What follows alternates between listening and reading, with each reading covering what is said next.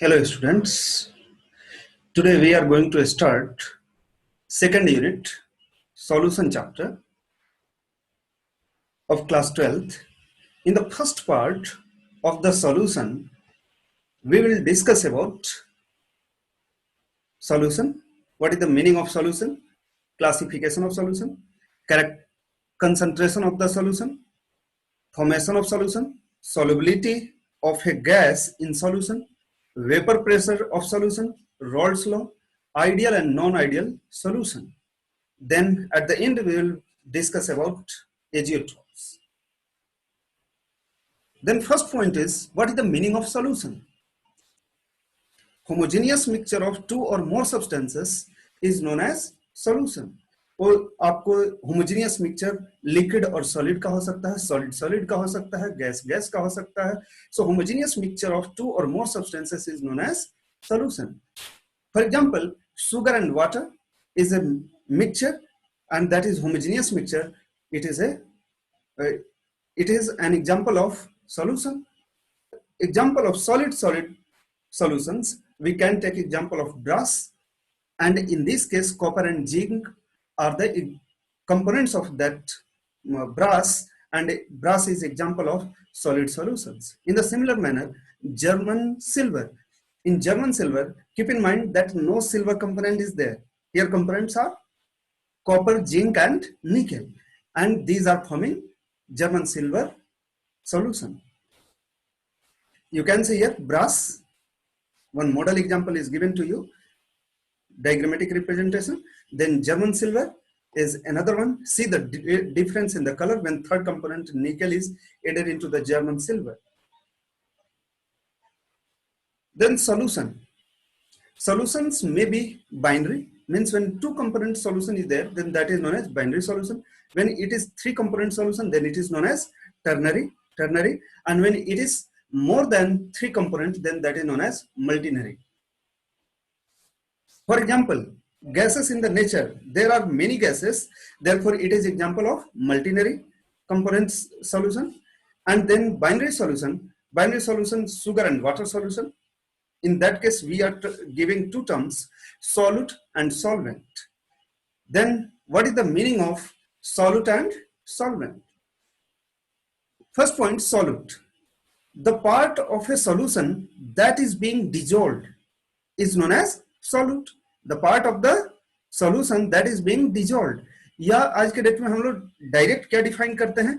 The component of the solution which is minor in amount, which is small in amount, is known as solid.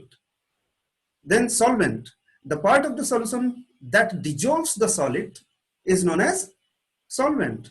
Or in other words, we can say that the component which is present in major amount in the solution is known as solvent. These terms we are defining in the terms of binary solution. Solute plus solvent gives what? Solution.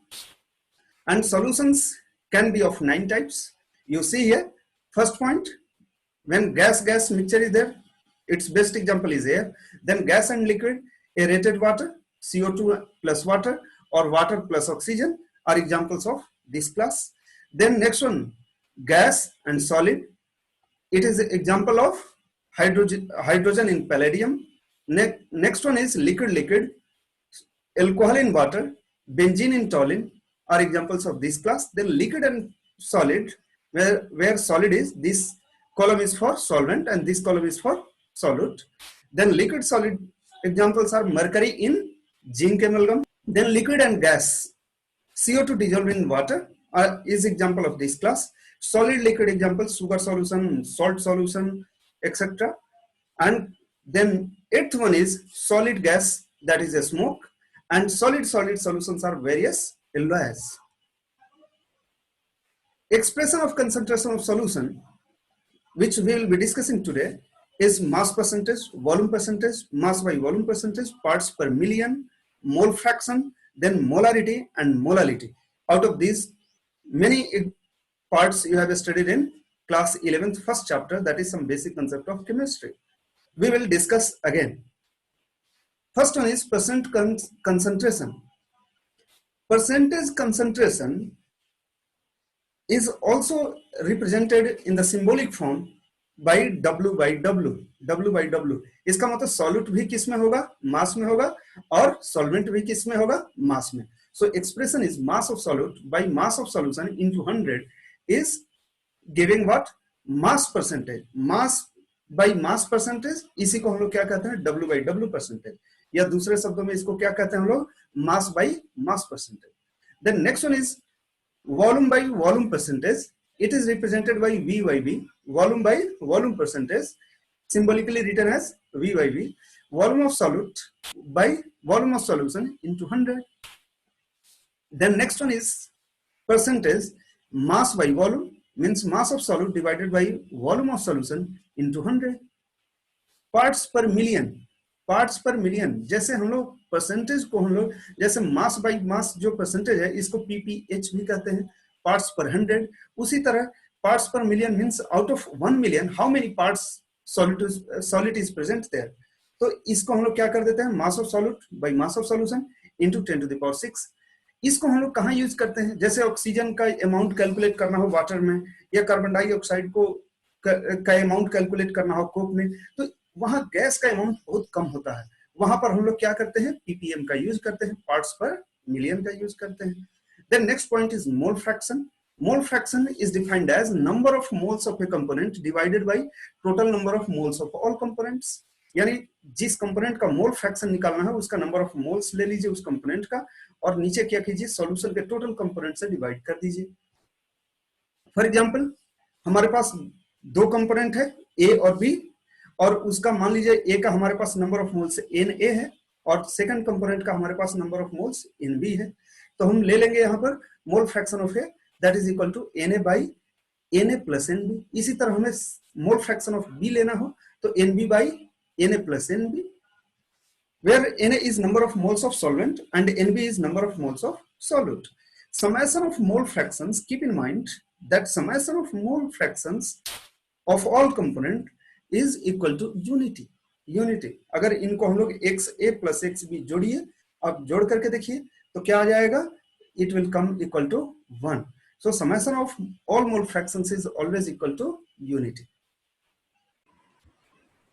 The next point is molarity. It is defined as number of moles of solute present per liter of the solution.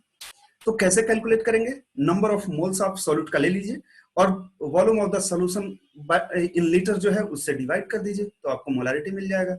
It's symbol is capital M और moles पर litre.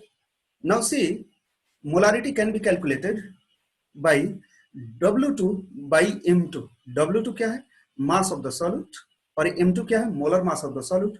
तो W2 by M2 क्या हो जाएगा, N2 मिल जाएगा, number of moles of solute,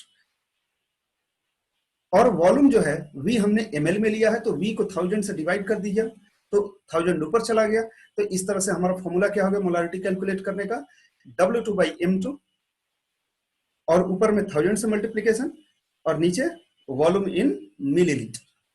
and here symbols are representing where W2 as I told you, M2 mass of the solute in gram, M2 molar mass of the solute, V is the volume of the solution in liter.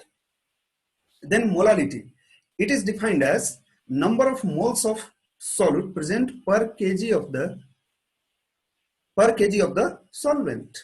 मतलब यहाँ number of moles of solute per kg of the solvent हम लोग लेते हैं, इसका symbol होता है small m, और इसको हम लोग मोल्स पर केजी सिंबल देते हैं. तो इसका फॉर्मूला हो गया moles of the solute divided by mass of the solution in KG. तो इस तरह नंबर ऑफ मोल्स के लिए हम W2 बाई M2 ले लिए, और हमारा W1 ग्राम मास दिया हुआ है, इसको केजी में करने के लिए हमने 1000 से डिवीजन कर दिया जो ऊपर चला गया. तो इस तरह से हमें मिल गया यहाँ मोलालिटी. तो इसके सेम टर्म्स में आपको सिंबल हो गए और सारे पार्ट सेम है. W1 क्या हो गया, mass of the solvent in gram. So next is formation of solution. यहाँ देखिए जब सॉल्यूशन का फॉर्मेशन होता है तो यहाँ 3 टाइप के इंटरेक्शन होते हैं. जैसे सबसे पहले सॉल्वेंट अगर सेपरेट है और सॉल्यूट सेपरेट है तो सॉल्वेंट में सिर्फ सॉल्वेंट इंटरेक्शन होगा और सॉल्यूट में सिर्फ सॉल्यूट इंटरेक्शन होगा. लेकिन जब सॉल्यूशन बनेगा तो वहां पर सॉल्यूट और सॉल्वेंट दोनों का इंटरेक्शन होगा। तो इस तरह से इंटरेक्शन यानी फोर्सेस कौन कौन से ऑपरेट करेंगे सॉल्यूशन में? Solvent solvent interaction, solute solute interaction, solvent solute interaction, इतने सारे इंटरेक्शंस वहां पर होंगे। जैसे हम देखते हैं यहाँ सॉल्वेंट है, तो सॉल्वेंट के मॉलिक्यूल सबसे पहले सेपरेट होंगे, जिसकी वजह से कुछ इंथैल्पी चेंज होगा। यहाँ सॉल्यूट के पार्टिकल्स हैं, वो भी जब सॉल्यूशन में जा रहे हैं तो उनके भी पार्टिकल्स सेपरेट होंगे, वहां भी कुछ इंथैल्पी चेंज होगा। उसी तरह क्या होगा, यहाँ पर जब पार्टिकल सेपरेट होकर के ये और ये दोनों आ रहे हैं तो यहाँ पर कुछ इंथैल्पी चेंज होगा। तो जब total enthalpy change of the solution हमको कैलकुलेट करना हो तो क्या करना पड़ेगा? We have to account all enthalpies when we are going to take total enthalpy of the solution. Then we should take delta H1 plus delta H2 plus delta H3, और delta H क्या है? enthalpy change in these processes which here shown. The next point is solubility of a solid in a liquid. So as temperature increases, solubility increases with few exceptions. Generally क्या होता है, हम लोग किसी liquid में solid का solubility देखते हैं तो जनरली टेम्परेचर बढ़ाने से क्या होता है, सॉल्युबिलिटी बढ़ते जाता है। कुछ ही इसके एक्सेप्शन होते हैं, आपको 100 में से 2-4 एक्सेप्शन मिलेंगे, इसलिए कुछ ही एक्सेप्शन होते हैं। General trend is what, when temperature increases then solubility increases, but pressure has no significant effect on the solubility of the solids in the liquid. Pressure का कोई खास इंपैक्ट नहीं होता है।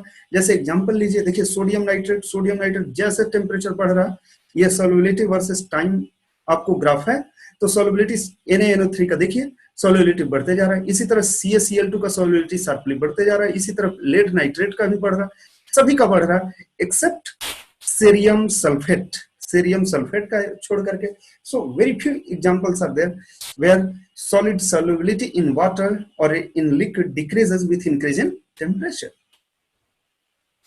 The next point is solubility of a gas in a liquid, which is stated by Henry, and it is known as Henry's law. So Henry's law is partial pressure of a gas in vapor phase is directly proportional to mole fraction of gas in the solution. इनका कहना यह है Henry law का कि अगर कहीं solution है और उसके ऊपर गैस है तो गैस का जो पार्शियल प्रेशर होगा वो किसके प्रोपोर्शनल होगा? कितना मोल फ्रैक्शन सॉल्यूशन में मिक्स है उसके प्रोपोर्शनल होगा। फिर से यहाँ क्या है, जो पार्शियल प्रेशर गैस का है उस सॉल्यूशन के ऊपर वो किसके प्रोपोर्शनल होगा? मोल fraction of that gas present in the solution. और इसको हम लोग मैथमेटिकल एक्सप्रेशन से भी दिखाते हैं।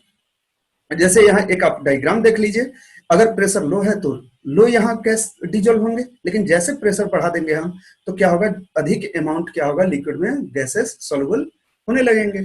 और यहाँ हम लोग देखें, अगर हम लोग हेनरी लॉ का मैथमेटिकल फॉर्मूला लें तो pressure of the gas is equal to KH into XG, where KH is Henry constant और हेनरी लॉ गैस कांस्टेंट कहते हैं, और XG क्या है, mole fraction of that gas in the solution. तो ये हमारा हेनरी लॉ हो गया, and symbols are having their usual meaning where I explained here. Then application of Henry law. अब देखिए, partial pressure of a gas और mole fraction of component A के बीच में ग्राफ देखा जाए तो जैसे जैसे पार्शियल प्रेशर बढ़ेगा वैसे वैसे मोल फ्रैक्शन डिजोल्व होने का भी टेंडेंसी क्या होगा, बढ़ेगा, और कुछ समय बाद जाकर के थोड़ा सा फ्लैट होने लगेगा। मतलब शुरू में क्या होगा, बहुत तेज सॉल्युबिलिटी बढ़ेगी, फिर धीरे धीरे थोड़ा स्लो हो जाएगी। तो ये हेनरी लॉ का डायग्राम है।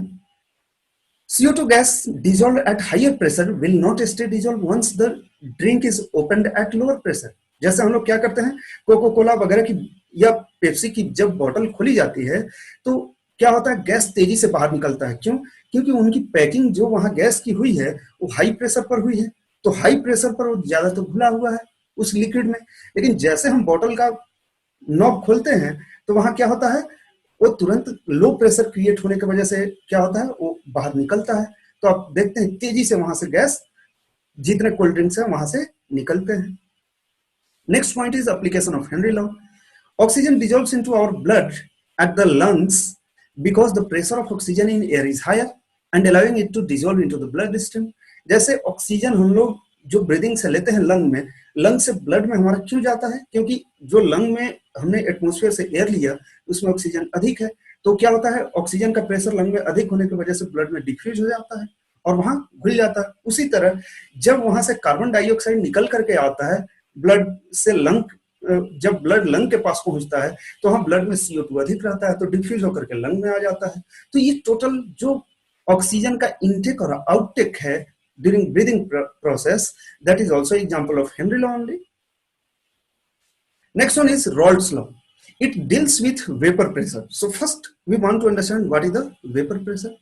Vapor pressure exerted by vapor of liquid at constant temperature and in equilibrium state is called vapor pressure of liquid.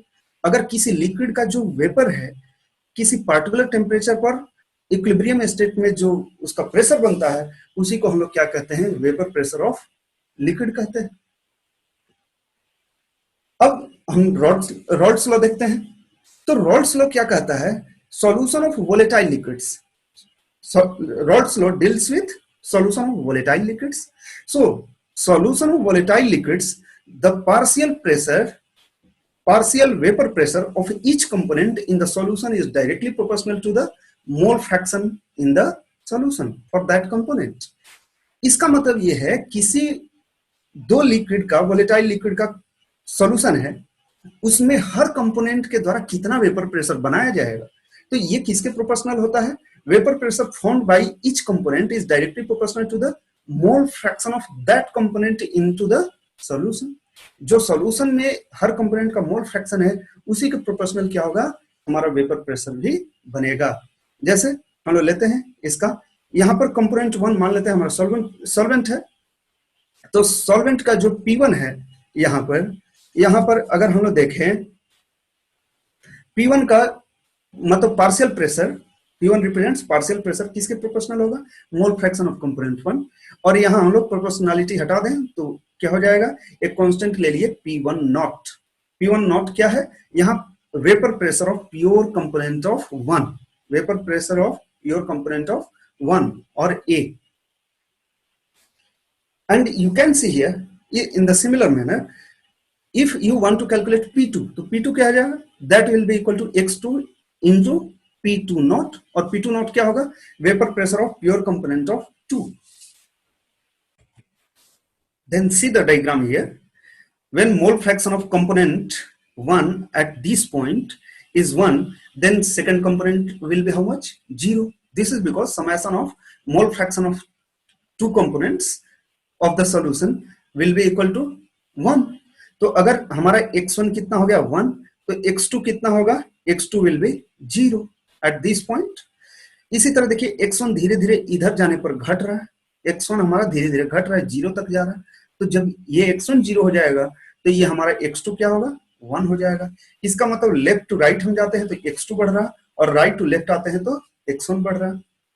अब देखिए अगर हम वेपर प्रेशर x1 का देखें, x1 का, तो ये क्या होगा, इसका highest vapour pressure pure component का यहाँ पर होगा P1 नॉट, क्योंकि यहाँ पूरा कंपोनेंट प्योर है। Second component x2 is equal to how much, 0. In the similar manner, here vapor pressure for the component 2 will be highest. This is equal to P2 naught. जब पूरा pure component हो, जो कि हम लोग यहाँ constant लिए हैं P1 नॉट और P2 नॉट, तो यहाँ पर क्या हो जाए, P टोटल कितना होगा, P1 plus P2।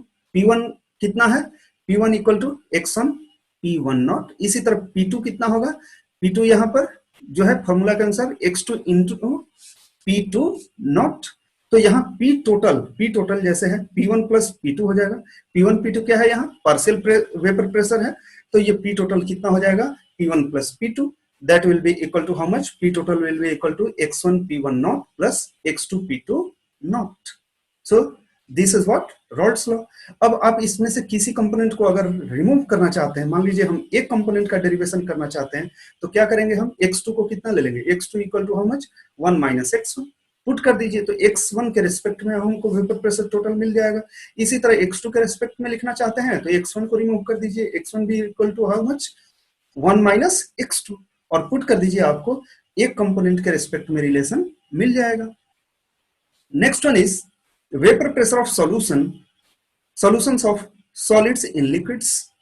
Now see here, when in case of non-volatile solute, the vapor pressure of solution is lower than that of pure solvent. यहाँ देखिए जो प्योर कंपोनेंट वेपर प्रेशर होगा, प्योर कंपोनेंट का, pure solvent का, वो vapour pressure अधिक होगा when non volatile solute is added into the solution. अगर हम लोग किसी सॉल्वेंट में प्योर कंपोनेंट में हमने क्या किया, non volatile solute, non volatile मतलब जो वेपर नहीं बनाता, उसको ऐड कर दिया, उसका वेपर प्रेशर प्योर कंपोनेंट से कम हो जाएगा। ऐसा क्यों? तो ऐसा इसलिए होगा क्योंकि वेपराइजेशन क्या है, एक सरफेस फिनोमेनन है। जब प्योर कंपोनेंट है तो सारे लिक्विड का जो सॉल्वेंट है उसका सरफेस पर पार्टिकल होंगे और इजिली वो वेपर आपको एस्केप होकर के सरफेस से बनाएंगे। लेकिन अगर हम देखें यहाँ पर दूसरा, जब हमारा सॉल्यूट आ गया तो कुछ पार्टिकल क्या हो गए, यहाँ सॉल्यूट जो ग्रीन कलर के बॉल्स दिख रहे हैं, स्फीयर्स दिख रहे हैं, वो क्या हो गए, किसके पार्टिकल हैं, सॉलिड का, जो नॉन वोलेटाइल कंपोनेंट है। तो सरफेस पर आ गया तो now fewer particles will go in the vapor phase, therefore vapor pressure will decrease, therefore vapor pressure of solution of a solvent and non volatile solute will be always lower than the vapor pressure of pure solvent.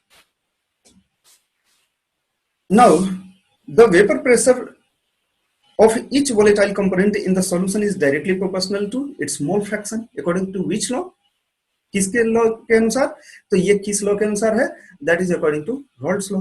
P1 is equal to x1 P not 1 दे सकते हैं, एक component ही volatile है इसलिए P not लिख दिया। Now graph here that vapor pressure and mole fraction relation, when solvent mole fraction will increase then vapor pressure will increase, vapor pressure will increase, vapor pressure and mole fraction of solvent is directly proportional when there is a solution for the liquid and non-volatile solid. Now ideal solutions. What is the meaning of ideal solution? Solutions can be divided into two types, ideal solution and non-ideal solution. So what is the meaning of ideal solution? The solution which follows Raoult's law over all range of concentration. कोई ऐसा solution लीजिए जो कि wide range of concentration पर क्या करे, Raoult's law को follow करे, उसी को हम लोग क्या कहते हैं, ideal solution कहते हैं। Example solution made up of benzene and toluene. Benzene and toluene are examples of this class. What is the situation here so that a solution is ideal solution? किस केस में एक solution ideal solution होता है? When intermolecular forces, suppose AA, मतलब हमने क्या लिया, एक A solvent है, B solvent है, तो solution हमारा क्या बनेगा, AB। तो सिचुएशन कब ये आइडियल सॉल्यूशन का होता है, व्हेन ए इंटरेक्शन, मतलब पार्टिकल ए के बीच में इंटरेक्शन और पार्टिकल बी के बीच में इंटरेक्शन हमेशा उसके ए बी के इंटरेक्शन के बराबर हो, तभी ये आइडियल सॉल्यूशन बनता है। What are the interaction patterns in ideal solutions? Then you see here partial pressure of A should be equal to how much, P A nought into x1, जो Raoult's law के according पढ़े थे। इसी तरह Pb equal to how much, partial pressure of B will be equal to Pb nought into xb and P total in the similar manner according to Raoult's law. जो यहाँ P total हमारा आएगा, जितना हमने कैलकुलेशन के according आशा किया है उतना ही आएगा, मतलब P1 और P2 को जोड़ दीजिए, that is equal to P total will be equal to x1 into P1 nought plus x2 into P2 nought. और यहाँ डेल्टा मिक्सिंग, जब सॉल्यूट और सॉल्वेंट को हम मिक्स करेंगे तो कोई इंथैल्पी चेंज नहीं होगा, therefore delta mixing should be equal to 0, delta V mixing should be equal to 0। Delta mixing कहने का मतलब क्या, V that is delta H final minus delta H initial, मतलब जो फाइनल इंथैल्पी मिक्सिंग के बाद होगा और शुरू में था वो क्या होगा, बिल्कुल 0 आएगा। उसी तरह वॉल्यूम का मिक्सिंग का अगर हम देखें तो फाइनल वॉल्यूम और सॉल्यूट और सॉल्वेंट का दोनों का इनिशियल वॉल्यूम का समेशन है, अगर V final minus V initial हम लोग कर दें वो भी क्या आएगा, 0 आएगा। इसका बेस्ट एग्जांपल क्या है, benzene and टॉलिन।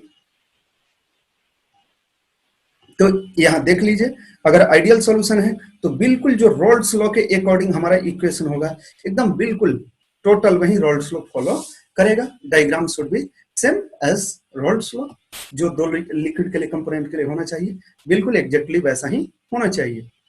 Now those solutions which are not following Raoult's law are known as non-ideal solution. Solution which does not follow Raoult's law over a range of concentration is known as non-ideal solution.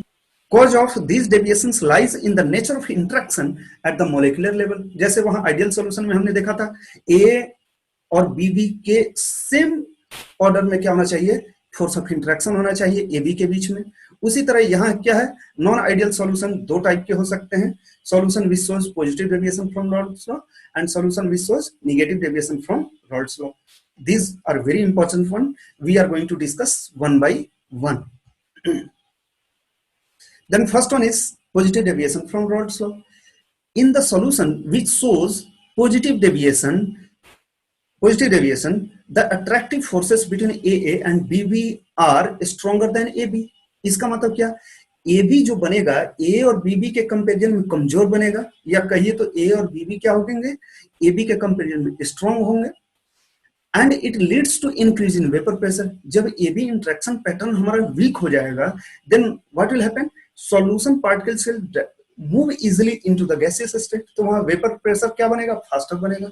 जब AB का interaction week होगा तो उतना ही तेजी से हमारा vapour fast बनेगा। For example positive deviation of Rawls law में क्या होगा, PA should be greater than PA not into XA and PB should be greater than PB nought into XB। So P total should be greater than x1 means P1 and P2 जो partial pressure दोनों का summation है उसके comparison में P total अधिक बनेगा, क्योंकि force of interaction week है, सो vapour pressure formed will be more. Delta mixing that is we delta H mixing that is H final minus H initial should be positive. Delta V mixing should be greater than 0, or we can say that should be always what, positive. For example, cyclohexane and ethanol, water and ethanol. Now see, this is the graph for the ideal solution. Ideal solution, dotted line for partial pressure of P1, but since force of attraction has become weaker, so vapor pressure of P1 should also become higher. P1 भी क्या हुआ, आपको यहाँ पर high हो गया, जो इसका नॉर्मल लाइन ये है उससे थोड़ा सा अधिक कर्व बना लिया। इसी तरह P2 भी अपने नॉर्मल लाइन से ऊपर बना लिया, तो P टोटल जो होगा वो भी ये नॉर्मल लाइन से क्या होगा, पॉजिटिव ग्राफ में चला गया, पॉजिटिव ग्राफ में चला गया। तो इस तरह से क्या हो गया, this is diagram for the positive deviation for the Rawls law. Next one is negative deviation from Raoult's law. In this case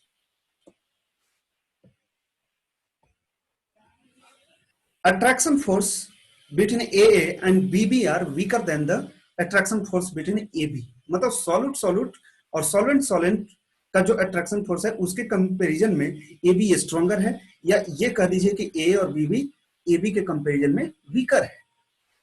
इसके वजह से क्या होता है, टोटल वेपर प्रेशर क्या हो जाता है, कम हो जाता है, और इसको हम लोग क्या कहते हैं, negative deviation from the Rawls law.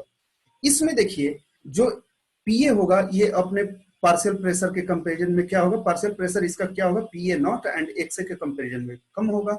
इसी तरह PB क्या होगा, PB नॉट XB के कंपैरिजन में कम होगा, सो P total will be also smaller. हमने A को जनरली 1 लिया है और B को 2 लिया है, तो इस तरह भी एक्सप्रेशन हम लोग लिख सकते हैं। अब डेल्टा H मिक्सिंग भी क्या आएगा, निगेटिव आएगा, डेल्टा V मिक्सिंग भी क्या आएगा, निगेटिव आएगा। और इसका एग्जांपल क्लोरोफॉर्म एसीटोन मिक्सचर है, water and nitric acid mixture है। डायग्राम आप देख सकते हैं कि जो हमारा ये नॉर्मल ग्राफ है पार्शियल प्रेशर ऑफ A के लिए होना चाहिए था आइडियल सॉल्यूशन के लिए, वो क्या हुआ, थोड़ा सा कर्व बना करके निगेटिव हो गया, नीचे चला गया। इन द सिमिलर मैनर P2 भी क्या हुआ, निगेटिव हो गया अपने नॉर्मल ग्राफ से। तो P टोटल भी क्या होगा, जो नॉर्मल लाइन ये P टोटल का है टॉप डॉटेड लाइन, वो भी क्या हो गया, लोअर हो गया। तो vapour pressure is negative now. So this is diagram for the negative deviation for Rawls law. Next one is azeotrope.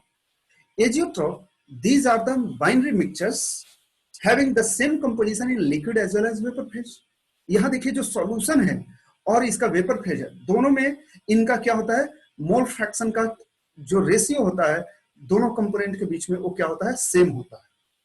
उसी को हम क्या कहते हैं, एजियोट्रोप कहते हैं। It means composition of both components in solution as well as in vapour phase are same.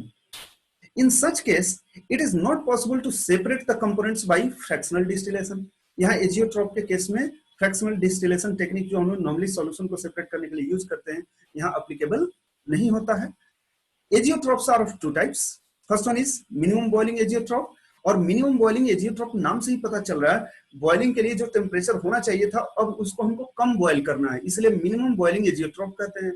इसका मतलब कौन होगा पॉजिटिव और नेगेटिव डेविएशन में कौन सा होगा? जो पॉजिटिव डेविएशन हो फ्रॉम रॉल्स लॉ सॉल्यूशन बनाते हैं वही क्या हो जाएंगे आपको मिनिमम बॉइलिंग एजियोट्रॉप हो जाएंगे। सेकंड एग्जांपल क्या है? Maximum boiling azeotrope. जो negative deviation from Raoult's law show करते हैं वो क्या होते हैं? Maximum boiling azeotrope.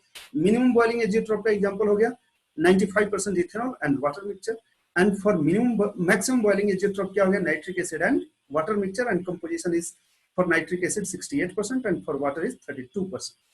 So today we dealt about classification of solution, that is binary, ternary and multinary, then concentration of solution, that is molarity, molality, percentage, mole fraction.